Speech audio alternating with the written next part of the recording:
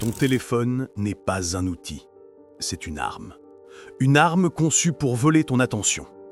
Là, peut-être que tu souris, peut-être que tu penses exagérer. Mais écoute-moi bien. Chaque vibration, chaque bip, chaque petite lumière qui clignote, tout est pensé pour détourner ton regard, pour happer ton cerveau. Et ce vol permanent, il te coûte plus que tu l'imagines. Parce qu'à force d'être happé, tu perds des heures, des journées, parfois même des années de ta vie, des rêves que tu repousses, des projets que tu n'entames jamais. Tout ça parce que tu n'arrives pas à rester concentré assez longtemps. Et tu sais le pire? Ce n'est pas de ta faute. Ton cerveau a été piraté, il a été reprogrammé. Alors aujourd'hui, on va reprendre le pouvoir. Aujourd'hui, tu vas comprendre comment ton attention est capturée et comment construire une forteresse pour la protéger. Mais surtout, tu vas apprendre à redevenir libre. Libre de choisir, libre de créer, libre de vivre. Alors, reste bien jusqu'à la fin. Parce que ce que tu vas découvrir aujourd'hui pourrait changer ta façon de vivre. Prêt? Allons-y. Chapitre 1. Le saboteur silencieux. Comment la distraction numérique te vole ton temps. Imagine un voleur, pas le voleur classique, qui casse une vitre ou force une serrure, non. Un voleur invisible. Un voleur qui entre chez toi sans que tu te rendes compte. Un voleur qui ne prend pas ton argent ni tes objets, mais ton temps. Ce voleur, c'est la distraction numérique. Chaque jour, il grignote un petit bout de ton existence. 1 minute par-ci, 2 minutes par-là. Et à la fin de la journée, quand tu fais le calcul, tu te rends compte qu'il ne t'a pas volé seulement des heures, mais aussi ta capacité à avancer. Ce n'est pas qu'une perte de temps, c'est une perte de vie. Le piège des notifications. Prends un exemple simple. Tu t'installes pour travailler. Tu es concentré, enfin. Et soudain, blip, une notification WhatsApp. Tu jettes un œil, ça prend 2 secondes. Sauf qu'une fois l'écran allumé, ton cerveau est happé. Une autre notification attire ton regard, une suggestion de vidéo, un mail qui attend une réponse.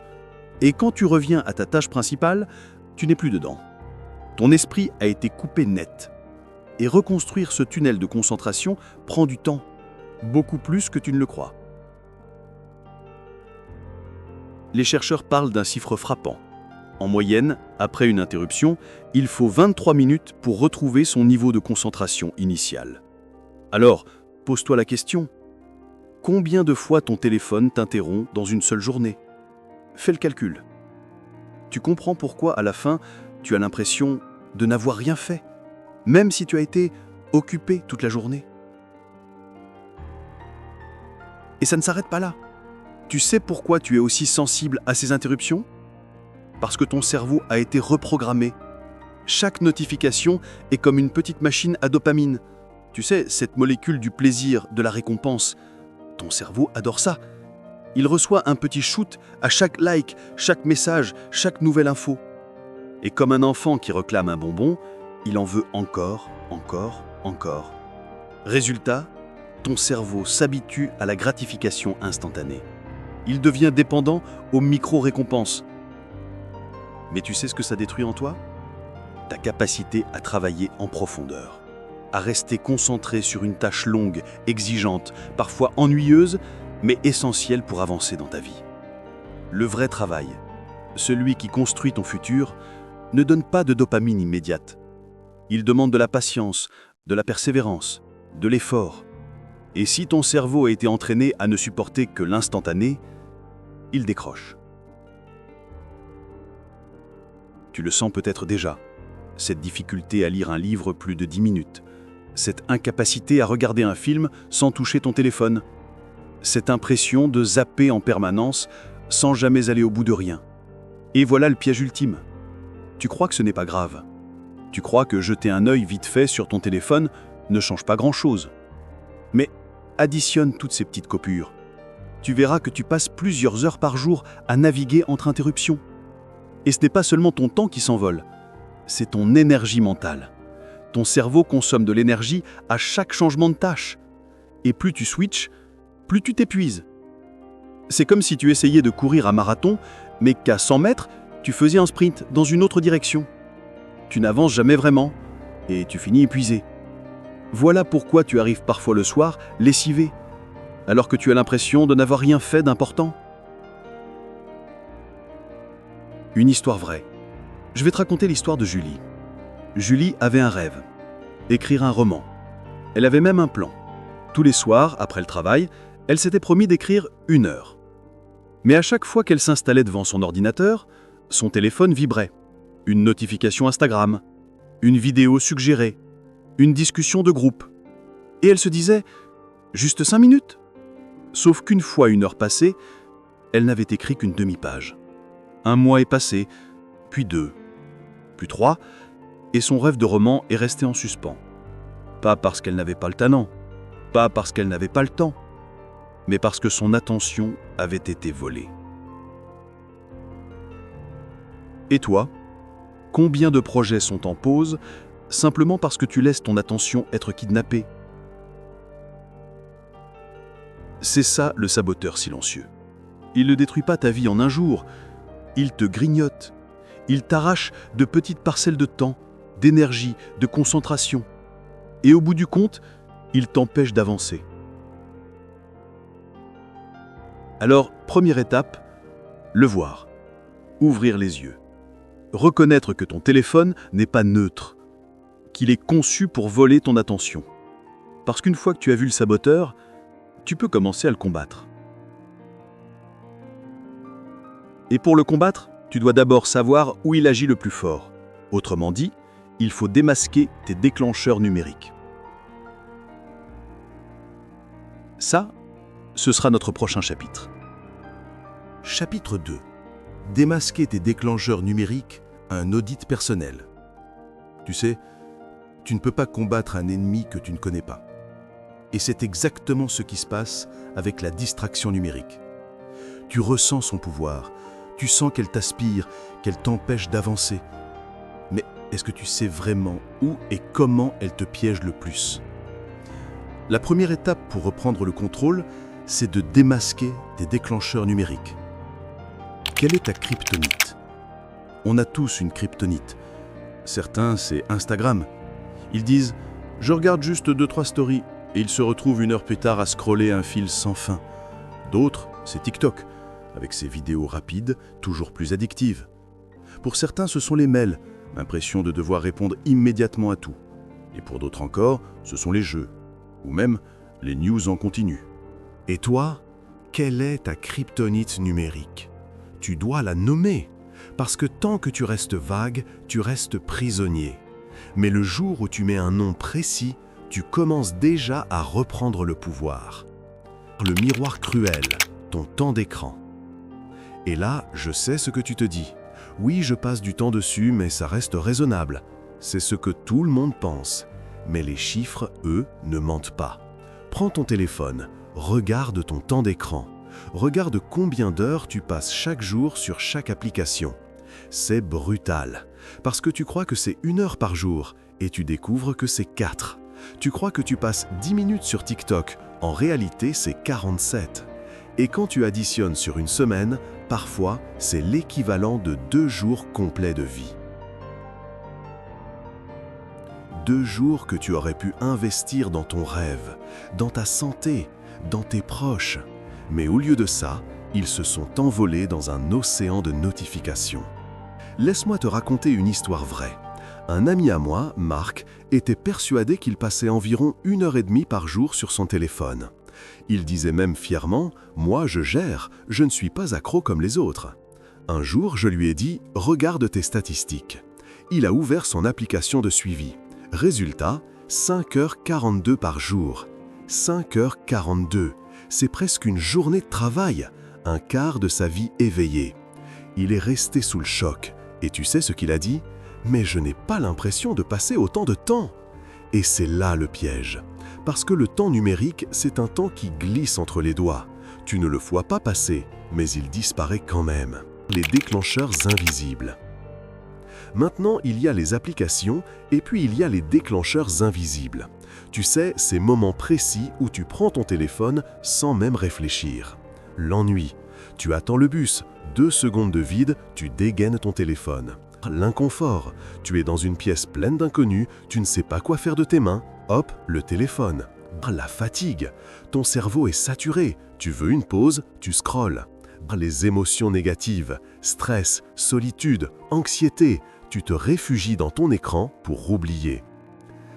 Et toi, demande-toi, quels sont tes déclencheurs invisibles? Est-ce que tu scrolles quand tu t'ennuies, quand tu as peur de rater quelque chose, quand tu veux combler un vide? Le vrai visage de l'évasion numérique. Parce que soyons clairs, souvent ton téléphone n'est pas juste un outil, c'est une évasion. Tu ne consultes pas Instagram parce que tu as besoin de savoir ce que ton voisin a mangé à midi. Tu consultes Instagram parce que ton esprit ne supporte plus 1 minute de silence, parce que tu n'oses pas affronter un sentiment. Le numérique devient alors une drogue douce, pas pour t'apporter quelque chose, mais pour t'empêcher de ressentir. Alors je vais te donner un exercice simple, un audit personnel. Pendant 1 semaine, note 3 choses. Combien de temps tu passes sur ton téléphone, avec les stats réels, pas tes impressions? Quelles applications tu utilises le plus? Dans quel moment émotionnel tu l'utilises? Ennui, stress, fatigue? Tu verras que tu commences à voir un schéma. Tu comprendras que ton usage n'est pas aléatoire, il est prévisible, programmé. Et une fois que tu le vois, tu as déjà fait la moitié du chemin. Une lumière dans l'ombre. Parce que le problème, ce n'est pas ton téléphone. Le problème, c'est l'automatisme. Quand tu reprends conscience de tes habitudes, tu crées une distance. Et dans cette distance, tu peux choisir. Tu peux décider si oui ou non tu veux ouvrir cette application. Et ce choix, c'est le début de ta liberté. Alors, maintenant que tu as démasqué tes déclencheurs, tu es prêt pour l'étape suivante. Si tu veux te libérer, tu dois construire une protection. Tu dois ériger des murs, pas autour de toi, mais autour de ton attention. C'est ce que j'appelle la forteresse focus, et c'est ce qu'on va voir dans le prochain chapitre. Chapitre 3. Fortress Focus. Construis tes frontières numériques. Maintenant que tu sais reconnaître tes déclencheurs, il est temps de passer à l'action. Parce que tu peux avoir toute la conscience du monde, si tu n'installes pas de frontières claires, tu retomberas toujours dans les mêmes pièges. La vérité, c'est que ton attention a besoin d'une forteresse, un espace protégé où les distractions ne peuvent pas entrer. Et cette forteresse, tu peux la construire toi-même. Première brique, les zones sans téléphone. Imagine ta chambre. Quel est le dernier geste que tu fais avant de dormir? Pour beaucoup, c'est de scroller sur leur téléphone. Et le matin, premier réflexe, allumer l'écran. Le problème, c'est que tu commences et finis tes journées dans la distraction. Ton cerveau ne connaît plus de zone de repos. La première brique de ta forteresse, c'est simple. Crée des zones sans téléphone. Décide que ta chambre est une zone interdite. Pas de téléphone sur la table de nuit. Tu veux une alarme? Achète un réveil. Tu veux lire? Prends un livre papier. Au début, ça paraît étrange. Tu ressens un vide, comme si tu avais oublié quelque chose. Mais très vite, ce vide devient une respiration. Tu redécouvres ce que c'est de t'endormir sans écran, de te réveiller sans être bombardé de notifications. Imagine juste ça. Commencer ta journée en silence, avec tes propres pensées, sans être happé par le monde extérieur dès les premières secondes. C'est un changement minuscule, mais il transforme tout. Deuxième brique, utiliser la technologie contre elle-même. On dit souvent que la technologie est le problème, mais en réalité, elle peut aussi être la solution.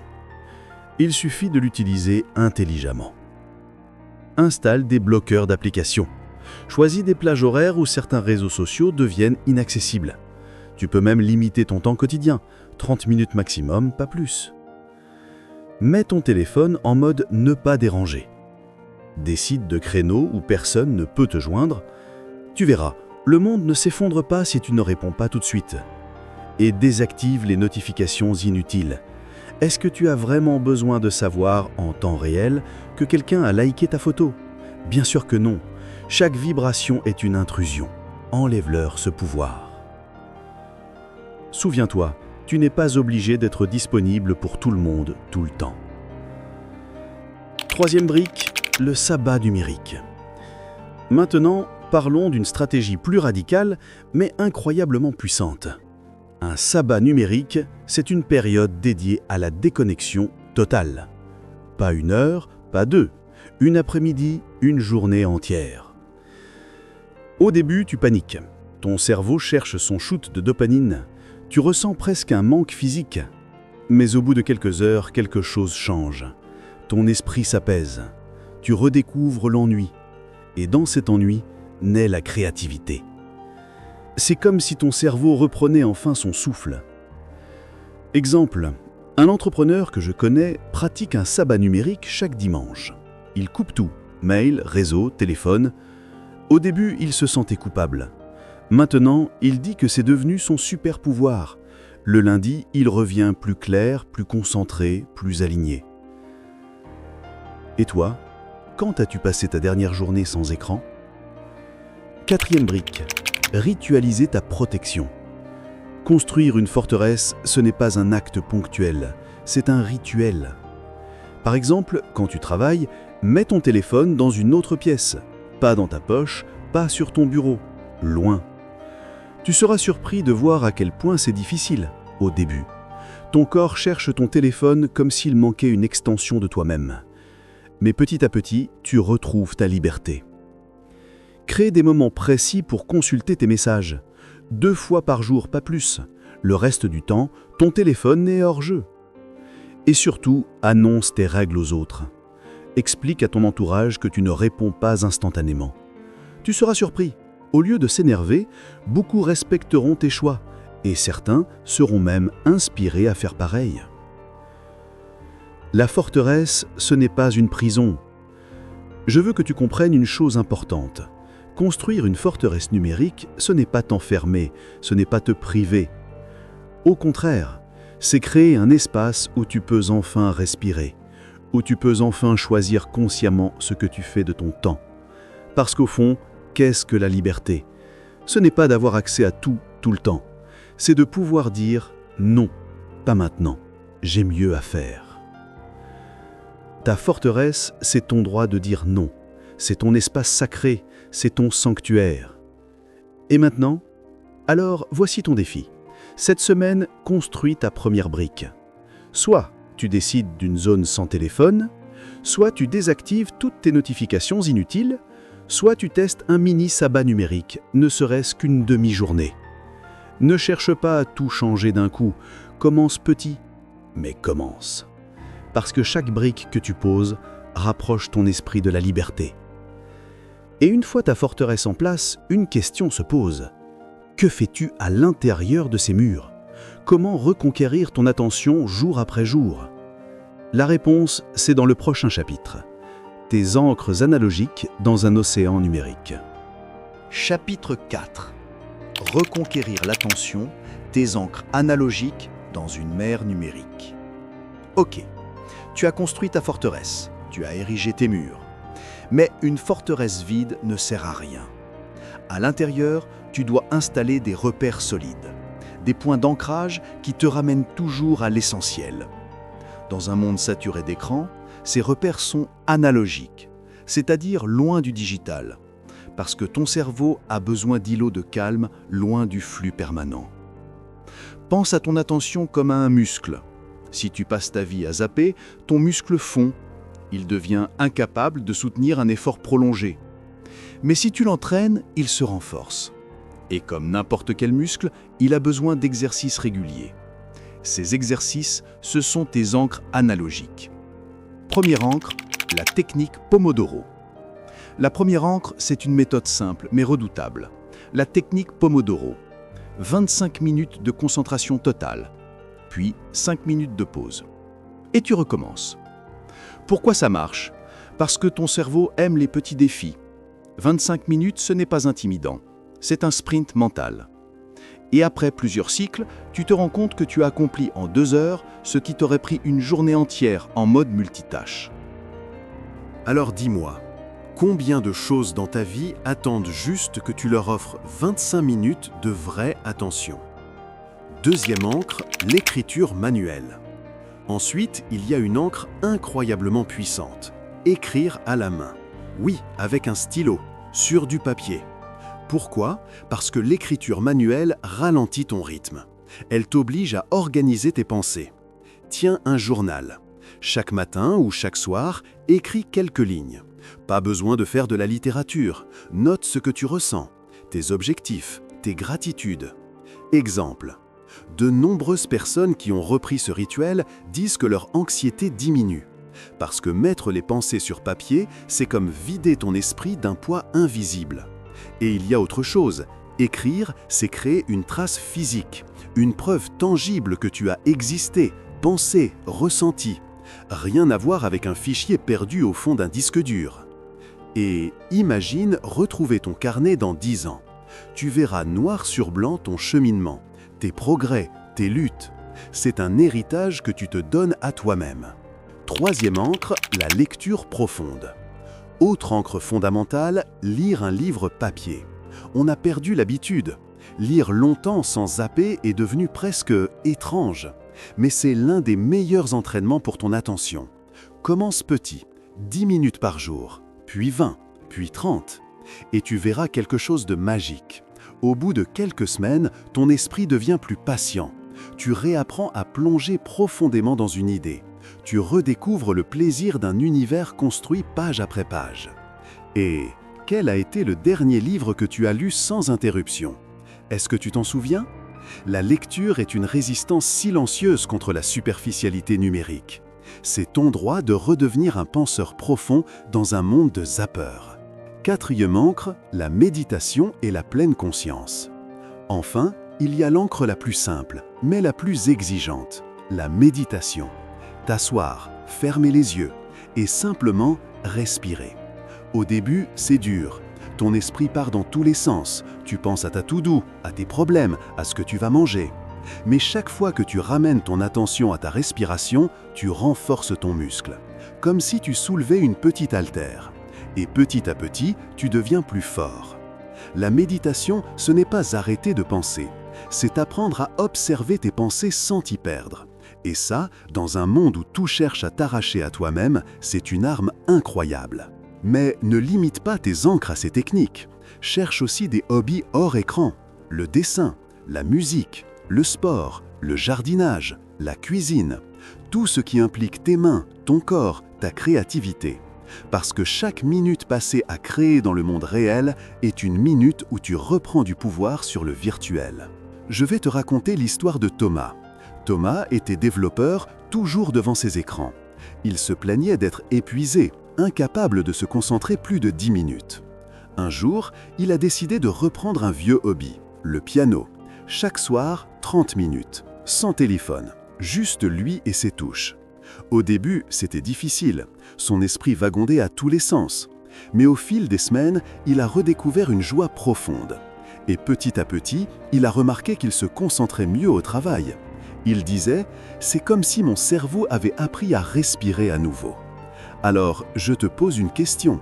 Quelle sera ton encre? Est-ce que ce sera la lecture, l'écriture, la méditation, un hobby créatif? Choisis une seule encre pour commencer. Inutile de tout faire d'un coup, mais engage-toi à pratiquer cette encre chaque jour, même 10 minutes. Parce que ce n'est pas la quantité qui compte, c'est la régularité. Et une encre, c'est comme une racine. Au début, elle est fragile, mais si tu la nourris chaque jour, elle devient solide. Et bientôt, elle te maintient stable, même dans la tempête numérique. Alors maintenant que tu as construit ta forteresse et planté tes ancres, il reste une étape cruciale. Comment t'assurer que cette liberté ne soit pas un feu de paille, mais une transformation durable? C'est ce que nous allons voir dans le dernier chapitre, les stratégies pour une liberté numérique durable. Chapitre 5. Liberté durable, stratégies à long terme pour le bien-être numérique. Ok, tu as découvert le saboteur silencieux. Tu as démasqué tes déclencheurs. Tu as construit ta forteresse. Tu as planté tes ancres analogiques. Mais si tu t'arrêtes là, il y a un risque. Un risque que, dans quelques semaines, tes vieilles habitudes reviennent. Parce que la vérité, c'est que le numérique n'est pas une tempête passagère, c'est l'océan dans lequel tu vis. Tu ne peux pas le fuir totalement. La vraie liberté, ce n'est pas la fuite, c'est l'art de naviguer. C'est apprendre à danser avec le numérique sans te laisser engloutir. Alors voyons ensemble comment construire une liberté durable. Pense à ton usage numérique comme à ton alimentation. Tu ne peux pas arrêter de manger, mais tu peux choisir ce que tu mets dans ton assiette. Trop de sucre, tu deviens dépendant, fatigué. Trop de gras, tu te sens lourd, ralenti. Pas assez de nutriments, ton corps s'épuise.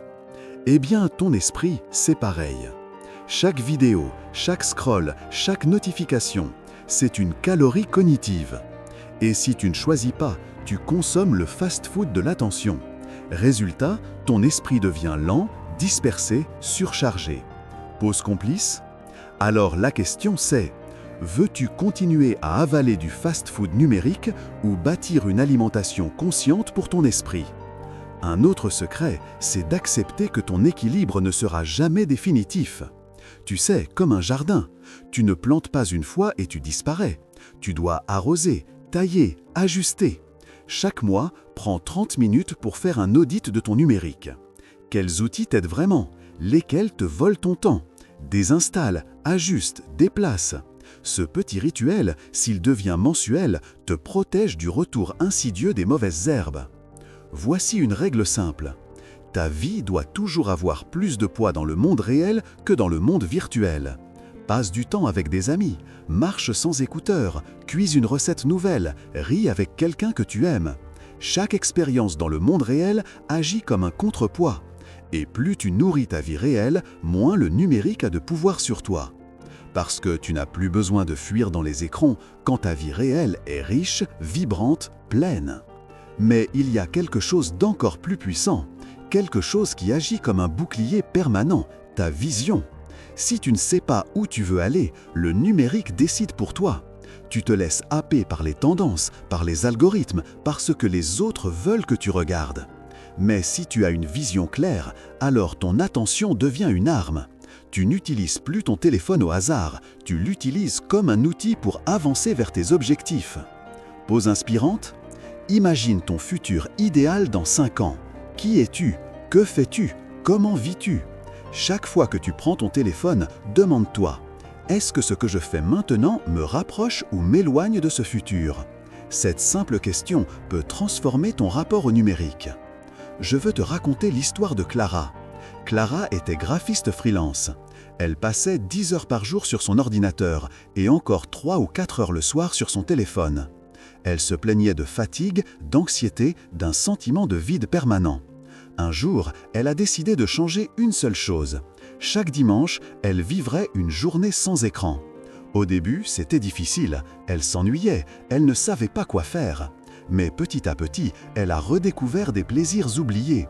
Lire un roman, faire du vélo, cuisiner pour ses amis.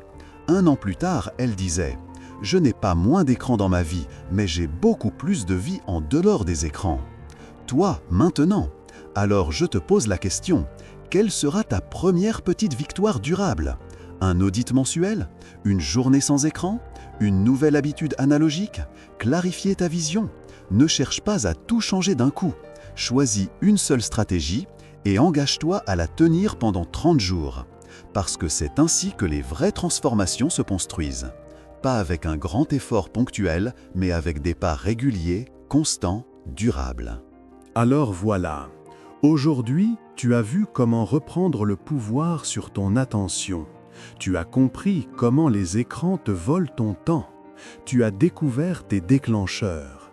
Tu as construit ta forteresse. Tu as planté tes ancres analogiques. Et tu as choisi des stratégies durables pour ton équilibre. Mais il reste une chose essentielle, décider. Parce que personne ne fera ce choix à ta place. Soit tu continues à vivre dispersé, happé, volé par les écrans, soit tu reprends ta vie en main, pas à pas, jour après jour. Tu n'as qu'une vie, une seule. Ne la laisse pas être consommée par des pixels qui n'en valent pas la peine. Reprends ton temps, reprends ton attention, reprends ta liberté. Si cette vidéo t'a parlé, alors fais un pas simple. Abonne-toi à la chaîne. Pas pour gonfler un chiffre, mais pour continuer à recevoir ces rappels, ces outils, ces histoires qui t'aident à rester libre. Et dans les commentaires, dis-moi, quelle est la première action que tu vas mettre en place dès aujourd'hui? Parce que ton engagement public, c'est la première pierre de ta nouvelle vie. Merci d'avoir été là jusqu'au bout. Prends soin de ton attention, c'est ton bien le plus précieux.